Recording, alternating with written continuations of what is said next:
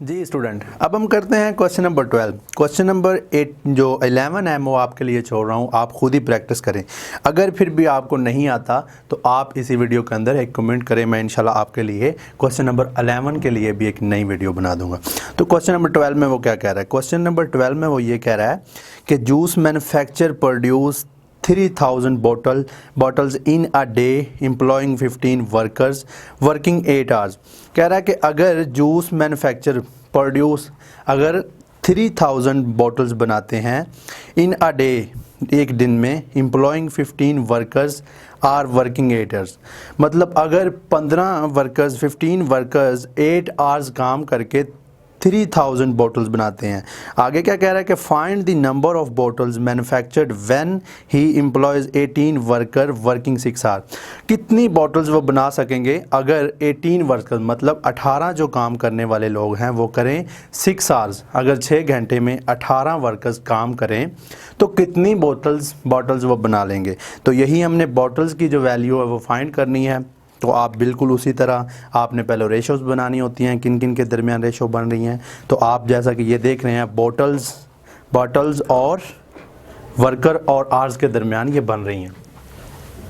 तो फर्स्ट पे बॉटल जो कि हमने फाइंड करनी है, बॉटल्स, और उसके बाद कर लेंगे वर्कर्स, और उसके बाद आर्स।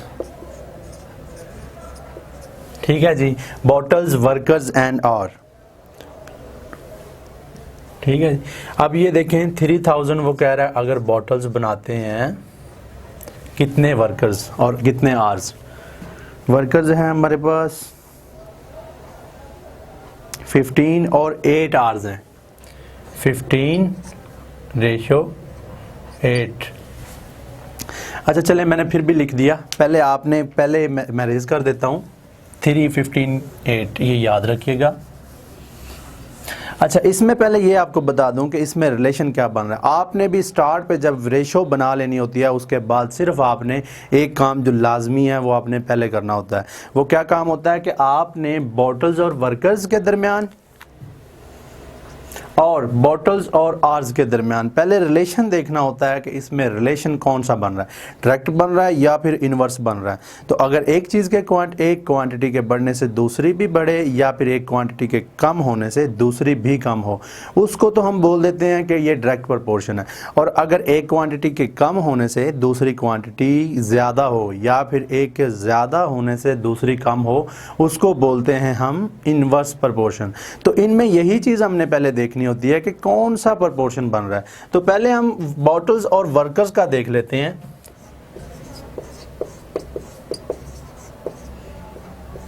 वर्कर्स का,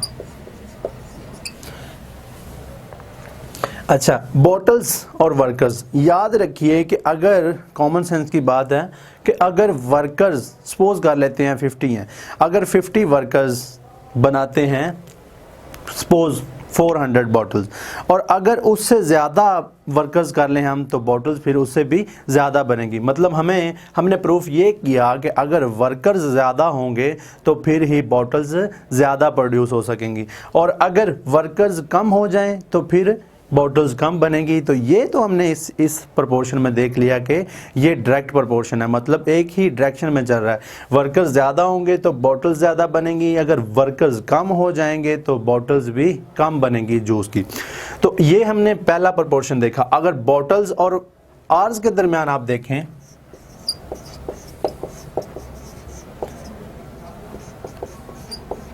बॉटल एंड आर, अब ये देखें आर्स, जितने आर्स ज़्यादा मेंस या एम्प्लॉय काम करेंगे तो बॉटल्स उतनी ही ज़्यादा बनेगी। या फिर आप ये देख लें कि आर्स जितने घंटे कम टाइम अगर सर्व होता है, एम्प्लॉय कम टाइम सर्व करते हैं तो फिर बॉटल्स भी कम ही बनेगी। तो इससे भी हमें ये पता चलता है कि इसमें भी डायरेक्ट रिलेशन है। अगर बॉटल्स ज़्यादा बनानी है तो फिर आर्स भी ज़्यादा होंगे, और अगर बॉटल्स कम बनानी है तो फिर आर्स भी कम होंगे। तो हमने दोनों प्रोपोर्शन के अंदर ये देखा कि एक ही डायरेक्शन है। तो एक ही डायरेक्शन है तो फिर इसमें हम पहले एरोज, जिस तरह हमने पिछले क्वेश्चन में एरोज लगा लिया था, इस तरह आप एरोज लगा लेते हैं स्टार्ट पे। ये बहुत ही सिंपल काम है, पहले आपने स्टार्ट पे ये सिर्फ एरोज देने होते हैं अगर डायरेक्ट रिलेशन हो, ठीक है जी। और उसके बाद अकॉर्डिंग टू सिचुएशन आपने क्वेश्चन के अंदर जो वैल्यूज़ दी होती हैं आपने उनको पुट कर लेना होता है। तो फर्स्ट मैंने लिखा था, बाद में मैंने रेज भी कर दिया था, 3000 बॉटल्स थी और 15 वर्कर और 8 आवर्स थे। 3000, उसके बाद वर्कर्स थे हमारे पास 15 और आवर्स थे 8 आवर्स थे। और उसके बाद हमने ये फाइंड करना है कि कितनी बॉटल्स बनेंगी अकॉर्डिंग टू सिचुएशन। उसके बाद कह रहा है कि bottles when he employ 18 worker 6 hour, 18 worker कह दिए उन्होंने और 6 आवर कर दिए। तो बिल्कुल आपने इनकी पहले, जैसा कि हमने पिछले क्वेश्चंस में करते आ रहे हैं, आपने पहले इनकी रेशो बनानी है, फिर आपने extreme is equal two means करना है, फिर आपने एक्स की वैल्यू बहुत ही इजी वे से निकाल लेनी होती है। तो मेथड बहुत ही इसका इजी है, हालांकि जो हमने क्वेश्चन पहले किए उसका थोड़ा सा ऐसे टिपिकल है, क्वेश्चन देखने में ये टिपिकल नज़र आ रहा है, लेकिन इनका जो मेथड है वो पिछले क्वेश्चन में से ईजी है। तो इसको हम करते हैं, इसकी रेशो बनाते हैं। हेड वाली वैल्यू सेम उसी तरह पहले 3000 रेशो x इक्वलिटी या फिर प्रोपोर्शन का साइन,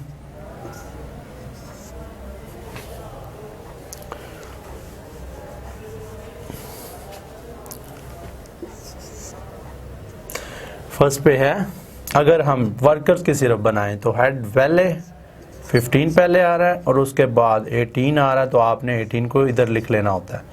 तो ये फर्स्ट रेशो बन जाती है आपके पास वर्कर्स की। और उसके बाद अगर आवर्स की तरफ आप मूव करें तो आवर्स भी बिल्कुल इसी तरह, पहले 8 आ जाएगा और उसके बाद 6 आवर्स आ जाएगा। तो हमने ये पहले रेशो बनाई, बहुत ही सिंपल और इजी मेथड है। और उसके बाद आपने सेम उसी तरह जिस तरह पिछले क्वेश्चन में आपने किया कि पहले आपने एक्सट्रीम बनाना होता है। फर्स्ट आपकी एक्सट्रीम होती है और जो दरमियान में जो मिड में रह जाती हैं वो आपकी मीन्स वैल्यूज़ होती हैं, मीन्स ऑफ प्रोपोर्शन। तो अब लिखने की ज़रूरत नहीं है क्योंकि पिछले क्वेश्चन में हमने लिख लिया था एक्सट्रीम और मीन्स।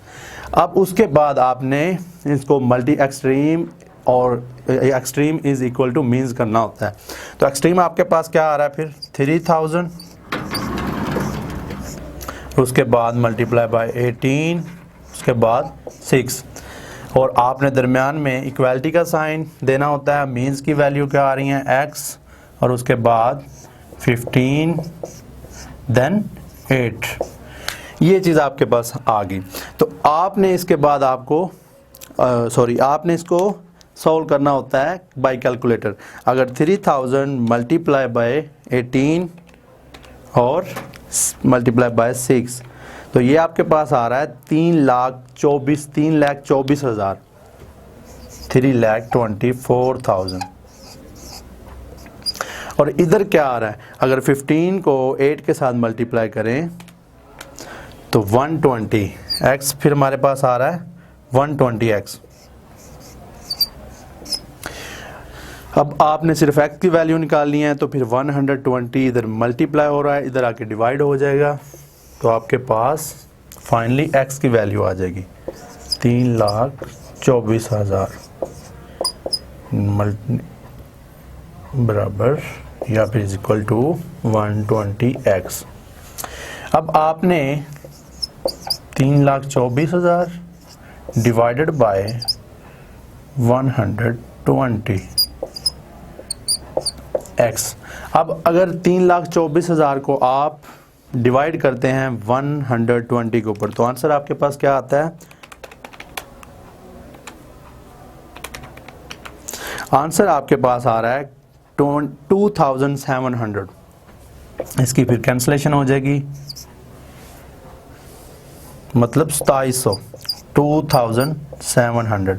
ये आपने x की वैल्यू फाइंड की। तो मैं फिर x की वैल्यू इधर लिखता हूं जो कि हमसे रिक्वायर्ड थी,